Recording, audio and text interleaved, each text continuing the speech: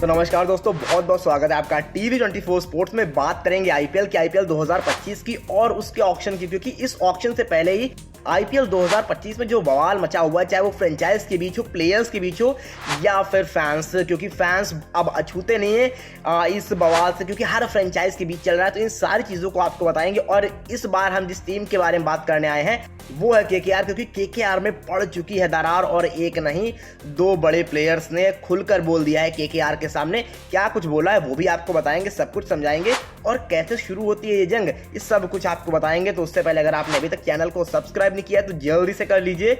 Video पसंद आए तो लाइक करना बिल्कुल ना भूले। अब बात करते हैं आखिर क्या चल रही है जंग और किस तरह ये शुरू होता है मामला। तो दरअसल ये मामला है वेंकी मैसूर वर्सेस श्रेयस अय्यर। श्रेयस अय्यर जो केकेआर के कप्तान थे पिछले साल, हम सभी को पता है, उन्होंने अपनी टीम को भैया बनाया चैंपियन बनाया, लेकिन उनका नाम उस तरह से नहीं छाया क्योंकि वहां पर थे कोच यानी मेंटोर गौतम गंभीर। वो लाइमलाइट में आते हैं और टीम इंडिया के कोच बन जाते हैं। श्रेयस अय्यर की तो कोई बात ही नहीं करता है। अब इसके बाद चलिए कोई बात नहीं, श्रेयस अय्यर की बात नहीं होती है, लेकिन हमको लगता है कि ठीक है, श्रेयस अय्यर अगर चैंपियन बनाकर अपनी टीम को आ रहे हैं, भले अब गौतम गंभीर नहीं है वहां पर, लेकिन वो श्रेयस अय्यर आएंगे और दोबारा कप्तानी करते हुए हमको नजर आएंगे केकेआर की, बिकॉज चैंपियन बनाकर आ रहे हैं पिछले साल। लेकिन वहां पर होता है एक बड़ा बदलाव। अब क्या कुछ होता है वो मामला तो निकल कर नहीं आता है, लेकिन जो रिपोर्ट्स बताती हैं वो ये बताती हैं कि बहुत सारे कॉन्वर्सेशंस होते हैं श्रेयस अय्यर और वेंकी मैसूर यानी कोलकाता नाइट राइडर्स के बीच। और ये रिपोर्ट्स नहीं, ये बताते हैं वेंकी मैसूर कि हमारे बीच बहुत सारी कॉन्वर्सेशंस हुई, बहुत सारी चीज़ें हुई, लेकिन बिकॉज श्रेयस अय्यर अपने आप को एक्सप्लोर करना चाह रहे थे, वो बाकी फ्रेंचाइज में देखना चाह रहे थे उनको कितना पैसा मिल रहा है, क्या कुछ मिल रहा है। एंड इसके बाद श्रेयस ने डिसाइड किया कि भैया वो आपके साथ जो है अब कैरी ऑन नहीं करेंगे, वो पार्ट वेस्ट कर लेंगे। ये बताते हैं वेंकी मैसूर। ये हो गया एक पक्ष।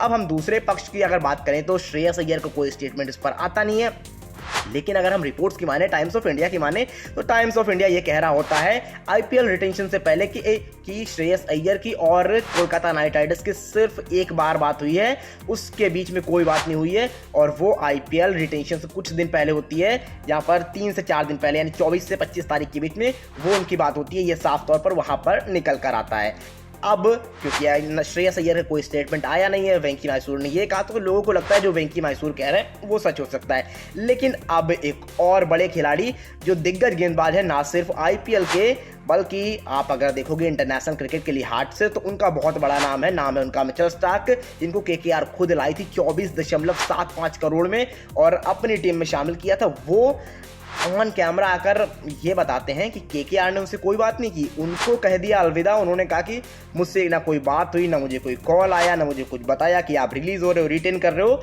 वो ये बताते कि मैं इस टीम का एक अहम प्लेयर था, अपनी टीम को चैंपियन बनाने में महत्वपूर्ण भूमिका निभाई, फाइनल मैच में भी उनके 2 विकेट थे और ज़बरदस्त गेंदबाजी की थी, लेकिन उनको कॉल नहीं आता है और वो कहते हैं भैया मैं तो ऑक्शन में आ रहा हूँ। तो ये जो है मसला अब और आगे बढ़ता है, क्योंकि ये सिर्फ मसला यहाँ नहीं खत्म होगा।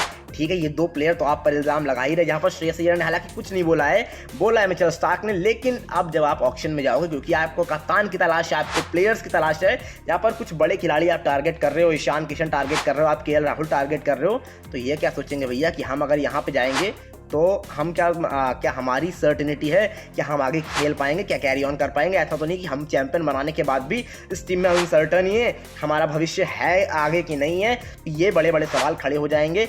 अब इसमें बहुत बड़ा कॉल किसका होगा? वो होगा एसआर के यानी शाहरुख खान का, क्योंकि शाहरुख खान को इस टीम से बहुत ज़्यादा फैंस एसोसिएट करते हैं। केकेआर के अपने फैन बेस हैं प्लेयर्स की वजह से, लेकिन शाहरुख खान के जो फैंस हैं वो इस टीम को बहुत सपोर्ट करते हैं because of face of Shahrukh Khan. तो उनका भी बहुत बड़ा इन्फ्लुएंस रहेगा वो किस तरह से इन चीज़ों को हैंडल करते हैं, क्योंकि अगर यहाँ पर चीज़ें थोड़ी सी खराब तरीके से हैंडल हुई तो भैया चीज़ें होंगी खराब केकेआर के लिए, और वो जो रेपुटेशन बनी हुई है केकेआर की वो थोड़ी सी मिट्टी में मिलती हुई नजर आएगी, जो शाहरुख खान बिल्कुल नहीं चाहेंगे।